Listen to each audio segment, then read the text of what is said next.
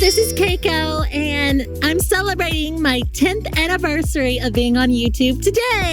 Yay! Thank you all for being with me all these years and for being the best fans anyone could ever ask for. It's been such a journey, and I'm just so excited how far we've come, and even more excited as to where we're going. I thought I would take this time to comment on all of my shows I've done so far and answer a few fun questions with you guys. Starting with Moxie Girlz Live Action, my very first show.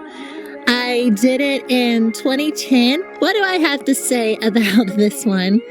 It holds a special place in my heart for sure because it is the first one.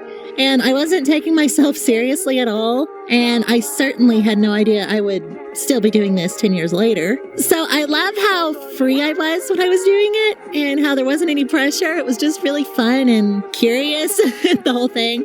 It's definitely my most raw product, so let's just say I've come a long way. But it has a lot of sentimental value for me, and I would love to remake it someday.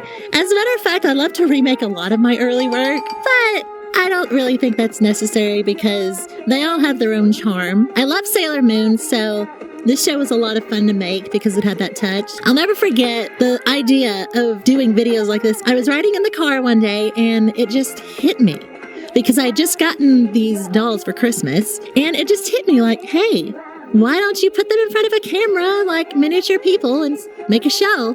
And that is how it happened. It's as simple as that. I have no clue why it occurred to me, but I'm so glad it did. Heartbeats came in 2011. I actually did 2 shows that year, which at this point sounds absolutely insane. Like, it takes me a whole year to plan one of my projects now. But I guess that's a good thing. So Heartbeats was kind of my first step in a new direction of my stories being very touching and having that element of human drama that I've kind of become known for. And it brought tears to some viewers' eyes, I think, even though it is very raw, and I was so early in my career doing this. I really like a lot of the elements of it, though. You can kind of see the potential and clues of where I was heading with my writing style. I didn't have many male dolls back then, and I didn't have many male clothes either, so you'll see a lot of shirtless Ken dolls wandering around in that show, so please excuse them. Melody After also came in 2011, and it's many people's favorite show that I've done. And I've got to say, it's really special to me too. It's quite raw compared to where I am now, but the story is very good. And it was my first show where I was truly kind of coming into my own. And it's a true MLA story. It's so touching, and it's all about the characters and their backstories. And I love the music. It's just really special. So special that I actually extended it in a way. And if you actually look in Heartbeats, the character Melody is in that show. And I decided to make her the main character of a new show, Melody After. Retrace came in 2012, and it ran through 2013 with 20 episodes and a couple of specials. To this day, it's the longest show I've ever made, and I've got to say, Retrace holds a super special place in my heart, probably because it took a long time to make and it ran for so long. There were so many episodes, and I feel like we really got to know the characters very thoroughly, and I was really proud of all their stories. And I think Nightsteel is probably my favorite character I've made, and I think he's a lot of people's favorite character I've made. He's pretty unforgettable, and Luna is such a sweetheart, and I think she teaches us a lot of important things about life in her quirky way. So there are definitely some things I would change if I did it now, but I've got to say it's a pretty solid product. I'm quite proud of it as far as the story goes. Life is Like a River came in 2013, and it was the first show I truly shot in HD. It was kind of my first shot at the indie movie genre too. I don't know if I realized that's what I was doing, but I was super excited to make a movie like this. I really wanted to do something that gave off the vibe it does, and I'm pretty happy with how it turned out. I feel like I captured what I was going for. I think it's one of my best stories ever. I feel like it's very original. I really love the characters, and it is possibly my only tragic story. Even though all my shows make people cry, it's kind of the only true tragedy, you know, without giving spoilers. But I'm very, very proud of it. And I think it's a very important story. It kind of has a very serious commentary on life. There's something very raw about it. When I put the trailer up on YouTube, it really shocked a lot of people because it was so not like what they were used to coming from me. And that was a lot of fun to just kind of blow people's minds and just kind of go off in a completely new direction. And the premiere of it was in December. And it was just a really magical experience. So it's the only movie I've ever made. For that reason, it's very special to me. It's one of my top favorites.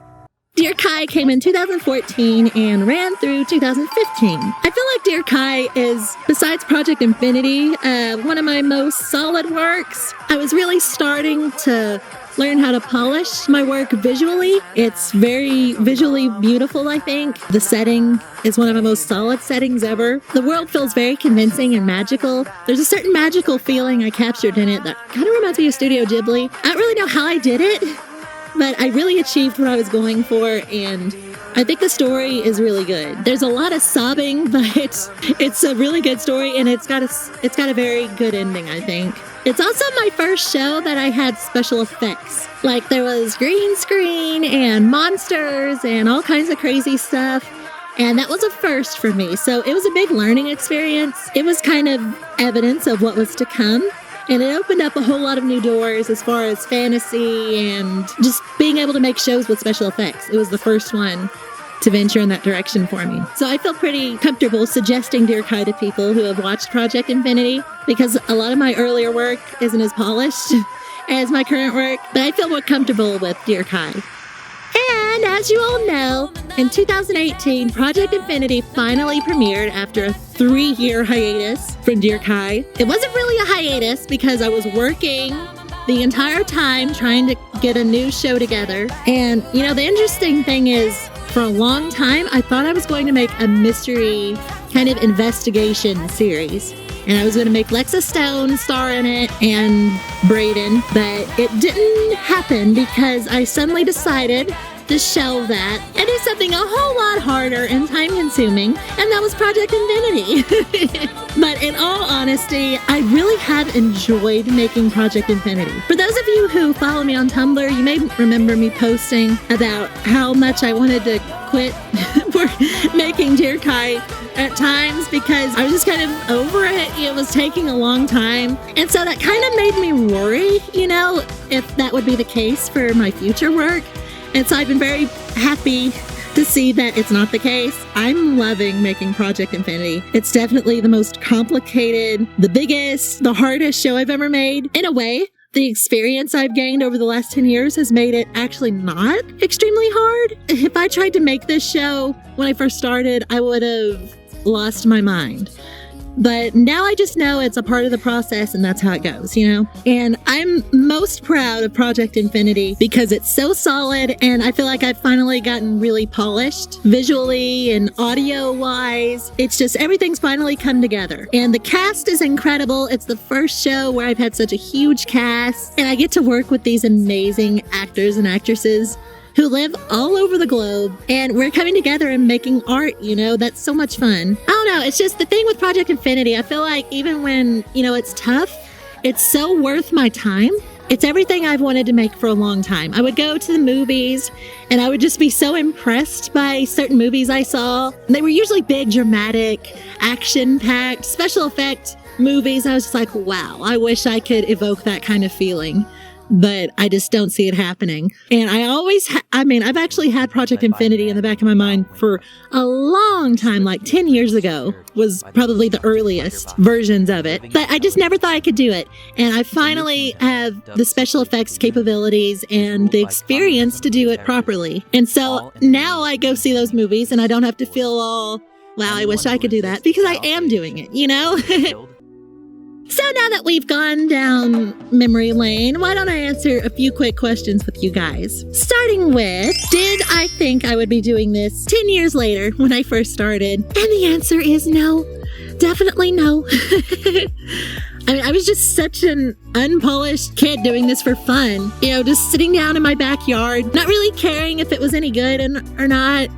But I was having fun. So I don't really know if I thought about the future as far as like thinking, no, I'm definitely not going to be doing this 10 years from now. I was just in the moment. And so I didn't really think past that. But I remember there was quite a delay between my first show and Heartbeats. That's probably because I didn't really know I was going to make more. And it eventually happened. And I kind of just never looked back after I started on Heartbeats. It was after that, it was just like, I guess this is what I'm doing. And I've just never thought about it much. It's what I do. And I love it. How have I changed over the past 10 years? Well, I don't really think I've changed much. This has become more than just a hobby. It's a true passion of mine, and it really keeps me going, and it keeps me focused, and I just think it's a wonderful thing, and it's just a major part of my life now. And so I think I've just gained a lot of experience, and I've trained myself in so many ways, and so I feel very capable in what I'm doing, and that's pretty cool, you know, to have come this far, and to feel like I've honed my craft some, and touched some lives with my stories. But I'm still the same old Keiko, for better or worse. What's been my favorite moment of my career? You know, that's kind of hard. There's kind of more than one. The premiere of Life is Like a River was pretty awesome. It was pretty cool to win some Gremlins Choice Awards for Best Director and Best Drama Series. And doing a live stream with LOL Girl was pretty fun, because I'd never done that before. And whenever I get the opportunity to direct my actors in a live session, that's pretty cool. And so, you know, it's kind of all one big favorite moment. But I've got to say that I watched the premiere of Project Infinity with some friends, and they were so mind blown that was pretty satisfying. That made me feel really happy, and to see their reactions and just see how I took them kind of away from themselves, and they were just lost in the show for that time, you know? And they just couldn't believe what they saw. Has there ever been a time I wanted to give up? I really don't think so. I mean, like I was saying earlier, I got a little tired of making Dear Kai, but it wasn't because I wanted to give up. I just wanted to move on to another project. And so, you know, there's been times like that, and everyone gets a little burnout sometimes, but this is truly my passion. I mean, writing stories is my life, and directing them is my life. And this medium is just a match made in heaven for me. I just absolutely love it. What's the weirdest thing I've done while making my videos through the years? Well, when you're working with 10-inch actors, you know, some strange things can occur in order to get what you need. But I think probably the weirdest thing I've done, and I actually kind of have to do it often, unfortunately, is when I'm in the middle of filming, sometimes the doll's hair becomes a mess. And there's just some strays sticking up on top, and it's ruining the shot. And I could mess up everything, get out of the filming position, turn my camera off, and go get some water or gel and fix their hair. So I could do that, or I could just lick their head. And that's what I actually end up doing, unfortunately. So yeah, I admit it. I have to lick doll heads from time to time. Don't judge me. You do what you gotta do to get a perfect shot. Moving on. The next question is, what advice would you give to yourself 10 years ago? I don't really know where I would begin, but I think I would probably just say, take your time. Don't be so in a hurry, because taking time to really make a product as good as it can be is so worth it. I don't think I would have taken the advice, because I was just so excited and hyper, and I just wanted to film, you know? So, and the last question is, what are my goals and plans for the future? It's amazing how much I've accomplished in 10 years. I've made 6 shows and 1 movie, and lots of music videos and other specials. I've learned so much, and I really just feel like I'm only getting started. I feel like I'm so early in my career, you know? And it's because I am. I mean, like I was saying, I only feel like just recently I started to get really polished with my work. And so I feel like I'm constantly building and building, you know? I've said it in the past, and I've just got a bottomless pit of stories. And I just love writing new stories and seeing the final product come together and sharing it with people, seeing it put a smile on their face or touch them in a special way. It's just so worthwhile. I love working with the actors and the whole art of it. I love filmmaking, and so I can say that I plan to do this forever, and the sky's the limit. I feel like you're only seeing the beginning of my work, and I hope that you'll be there with me to experience what's to come. So thank you from the bottom of my heart for all of you who have stuck with me for all this time.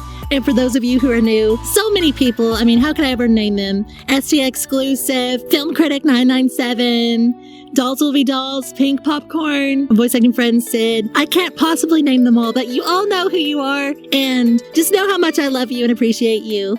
I truly appreciate your views and your lovely comments and for just showing interest. It means the world to me, and we've got one big journey ahead of us. Here's to 10 more years. I'll talk to you guys later. Bye-bye.